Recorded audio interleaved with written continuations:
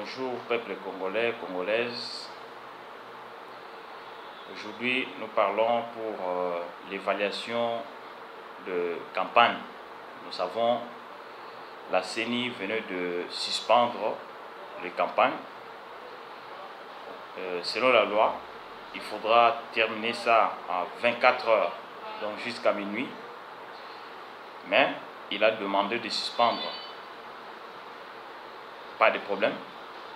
Mais aujourd'hui, je devrais faire une évaluation des campagnes, comment c'est passé, comment est-ce que la population, qu'est-ce qu'ils ont dit, qu'est-ce qu'ils veulent.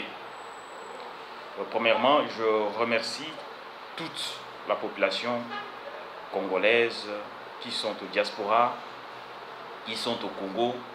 Ils ont disposé leur temps de parler et de dire non à la dictature. Ceux qui sont au diaspora, ils ont publié par des Facebook, ils ont publié par des réseaux sociaux pour faire l'acte de patriotisme. Mais ce que je devrais dire, nous avons vu un peu de haine durant le processus électoral, plus précisément de l'autre côté de l'opposition. On attendait l'union, mais il n'y a pas eu cette union. Mais ce qui m'intéresse, c'est les slogans de la population, que ce soit les gens qui sont allés derrière Fayulu et les gens qui sont allés derrière Félix Tshisekedi, tous ont dit non à ce régime. C'est ça qui m'intéresse. Et c'est aussi normal, durant des propagandes, chaque candidat cherche à convaincre ses électeurs. Mais aujourd'hui, je devrais dire une chose très capitale, que nous devons oublier nos divisions. Soit des gens disent que je suis de Fayulu, les autres disent que je suis de Félix Tshisekedi. Non, nous tous, nous sommes des Congolais. Mobutu avait fait l'union.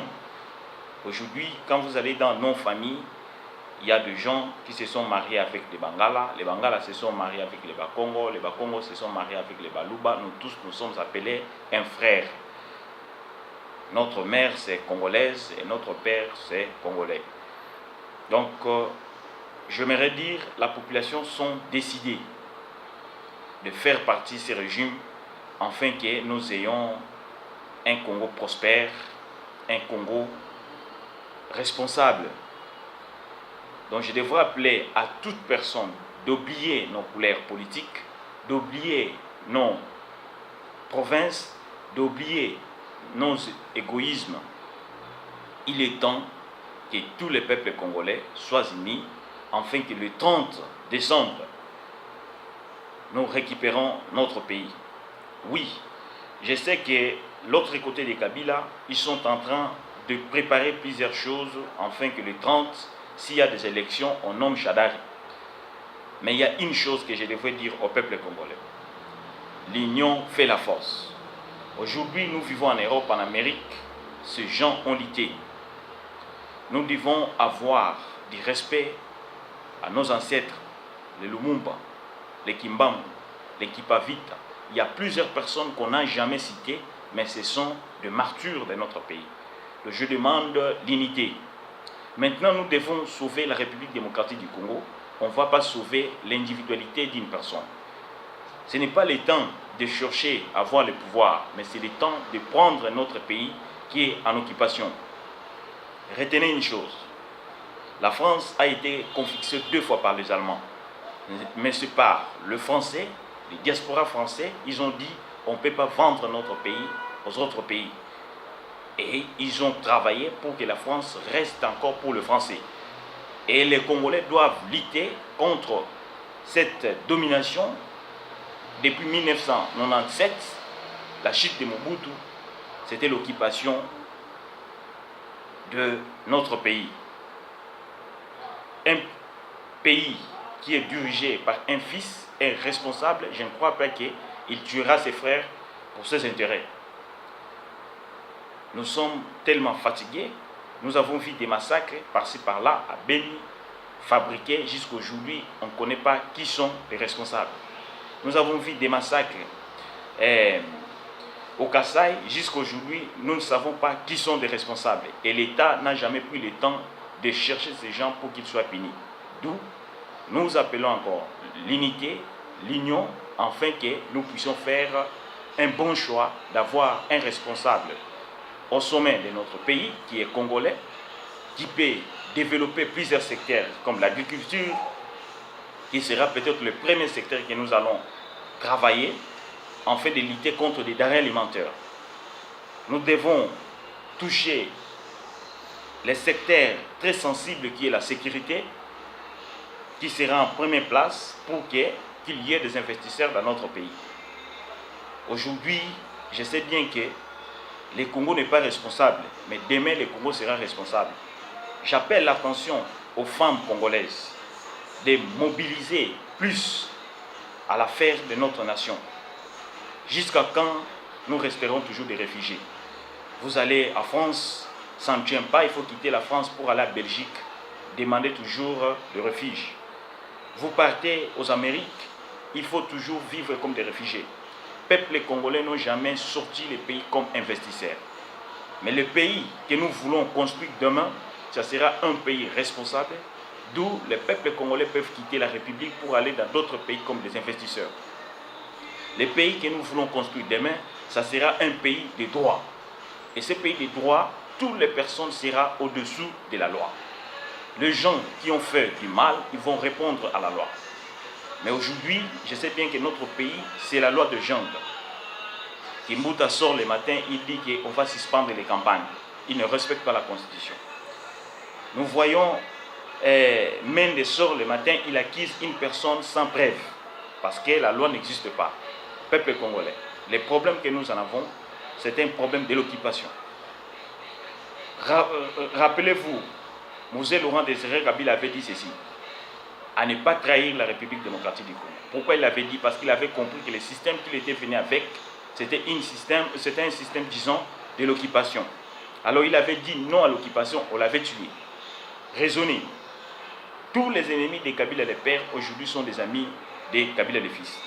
Tous les généraux qui nous ont causé du tort, des RCD Goma, aujourd'hui ce sont des généraux dans notre armée. Ministère de Justice, aujourd'hui nous voyons un ministre qui fit les porte-parole de RCD Goma, Tambwe Mwamba. Aujourd'hui, il est au pouvoir. Que pensez-vous? Les gens qui ont tué Kabila le père, jusqu'à aujourd'hui, on n'a jamais condamné. On ne sait pas qui l'avait tué. Qu'est-ce que vous pensez? Les problèmes de la République, ça nous appartient. Pour terminer, soyons unis, évitez d'être avec une personne derrière une idéologie. Soyons unis pour que nous sauvons notre pays. Demain, toute personne qui aura besoin d'être président avec la loi et de bonnes élections, il peut devenir président pour aller en avant. Nous avons beaucoup de temps souffert. Depuis que Dieu a créé la République démocratique du Congo, on a souffert. Les Belges nous ont maltraités. 32 ans de Mobutu, nous avons souffert. 18 ans de Kabila, nous avons souffert. Disons non aux souffrances et oui à un Congo responsable et à un Congo producteur. Comment fait-il? On dit qu'en République démocratique du Congo, les gens souffrent de famine, mais nous avons des lacs les plus poissonnés, que les gouvernements peuvent mettre une bonne politique pour exploiter des lacs les plus poissonnés et ce peuple vit très bien, il mange des poissons. Comment peut-il dire que non, la République démocratique du Congo, c'est un pays pauvre, que les gens souffrent en famine? Nous avons des hectares et des hectares, des millions de millions. Depuis que Dieu a créé le Congo, on n'a jamais exploité l'agriculture industrielle. C'est parce que nous avons des hommes égoïstes, des hommes irresponsables. Mais dans le temps futur, des millions de hectares que Dieu nous a donnés, sans engrais chimiques, on peut exploiter l'agriculture intensive. Avec cette agriculture, on va engager des fournisseurs, on va engager des médecins, on va engager des ingénieurs, on va engager tout le monde. Et nous aurons des produits finis qu'on appelle peut-être des céréales du lait, des céréales de soya. C'est ça que nous cherchons. Mais avant que nous arrivions là-bas, nous cherchons un état de droit. Et cet état de droit, c'est la récupération de notre pays. Le Congo, ça appartient à tout le monde. Si demain, Félix veut devenir président, c'est un Congolais, il sera président dans son tour. Si demain Fayulu veut devenir président, il sera président. Si toi aussi tu veux devenir président, tu seras président. Mais notre grand problème est de lutter contre cette occupation. Et demain, nous serons des grands pays. Souvenez-vous, Lumumba avait dit une chose, que c'est nous, Congolais, qui doivent écrire notre histoire. C'est nous, Congolais, qui doivent sauver notre nation. Si nous ne sauvons pas notre nation, vous attendrez que les Occidentaux viendront aider, viendront construire pour nous. Nous resterons toujours des pauvres. Nous sommes dignes, nous sommes capables. Nous avons des fils très intellectuels, nous avons des fils très courageux, de bons travailleurs qui sont tentés de travailler en Europe, en Amérique. Ils sont capables de rentrer en Afrique, ils sont capables de rentrer dans notre pays pour mettre du boulot en main. Nous savons que les peuples congolais sont des grands travailleurs partout. Ce sont des personnes très intelligentes. Mais ce qui nous demande, c'est la récupération de notre pays par le Rwanda et quelques entreprises internationales qui sont en train de manipuler notre nation. Aujourd'hui, la République démocratique souffre, mais tout le monde est en train d'utiliser des téléphones, les coltans.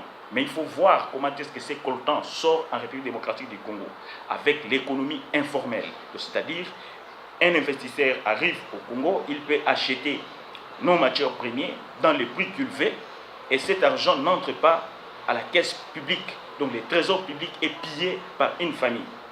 Donc c'est-à-dire les pays en otage. Conclusion, le 30 décembre, s'il y a une nomination de Martin de Chadari, les peuples doivent dire non.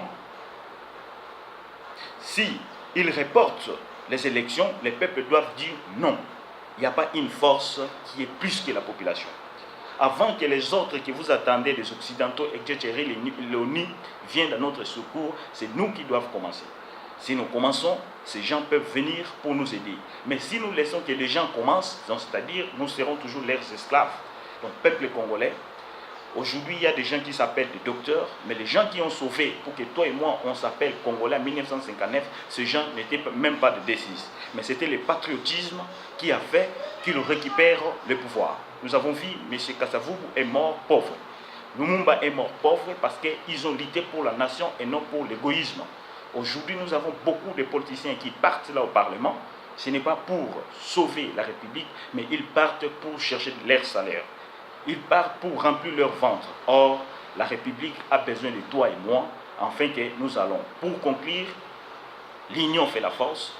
Je dis et je répète, oublions nos particularités, oublions nos égoïsmes, oublions de critiquer les autres pour que les autres sortent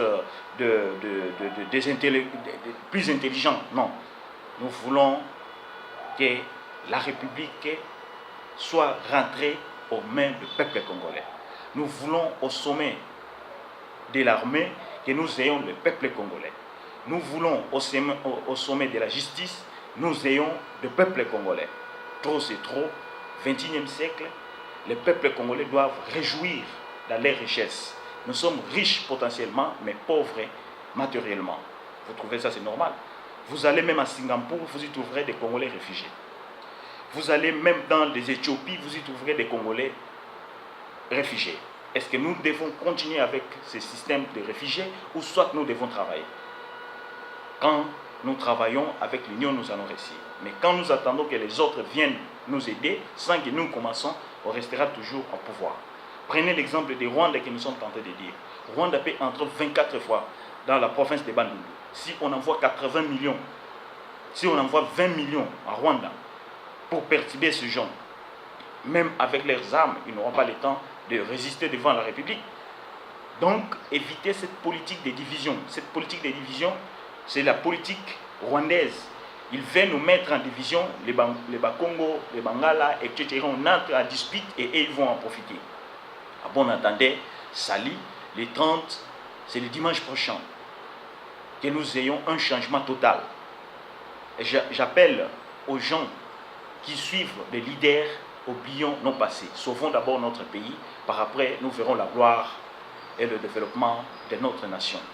Si toi, Congolais, Congolaise, tu ne fais pas, n'attendez pas que Sud-Africain viendra faire pour toi ou un Français viendra faire pour toi. Nous avons l'ONU 24 ans dans notre terre, mais il y a toujours des souffrances, il n'y a pas une solution. La solution viendra toujours à nous-mêmes Congolais. Que Dieu bénisse le Congo, Que Dieu bénisse nos frères, que Dieu bénisse toutes les sœurs, que Dieu bénisse toutes les personnes qui sont des victimes de ces gouvernements, des femmes qui sont violées, que Dieu bénisse tous les âmes qui ont versé leur sang, les âmes qui sont allées plus tôt au ciel à cause des revendications de la justice pour notre pays. Que Dieu soit avec nous et nous vaincrons. Bon dimanche à tous. Merci.